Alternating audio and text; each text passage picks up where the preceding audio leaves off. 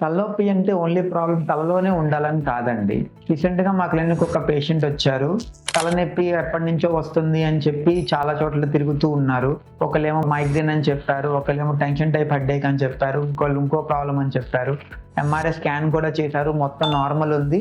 But తలనొప్పి తగ్గట్లేదు అని చెప్పి వచ్చారండి. చాలా మందికి ఏంటంటే తలనొప్పి అంటే ఓన్లీ తలలోనే ప్రాబ్లమ్ ఉంటదేమో అనుకుంటారండి. కానీ సర్వైకోజెనిక్ హెడేక్ అని ఉంటదండి. అంటే ఏంటంటే ప్రాబ్లమ్ తలలో కాదు, మెడలో ప్రాబ్లమ్ ఉండటం వల్ల కూడా అది తలనొప్పి లాగా వస్తూ ఉంటదండి.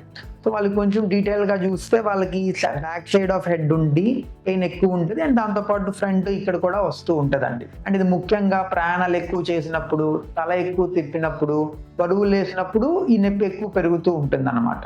సో ఇలా ఈ పేషెంట్‌కి సర్వైకోజెనిక్ హెడేక్, లాక్స్పిటీ న్యూరాలజీ ఉన్న పేషెంట్స్‌కి దానికి తగ్గ మందులు అవసరమైతే అక్కడ లోకల్ ఇంజెక్షన్‌లతో అది తగ్గిపోతుంటదండి. సో మీకు తలనొప్పికి కారణం ఏంటి అని కనుక్కొని దాని ఎగ్జాక్ట్‌గా ట్రీట్మెంట్ ఇస్తే బెనిఫిట్ ఉంటది. Thank you.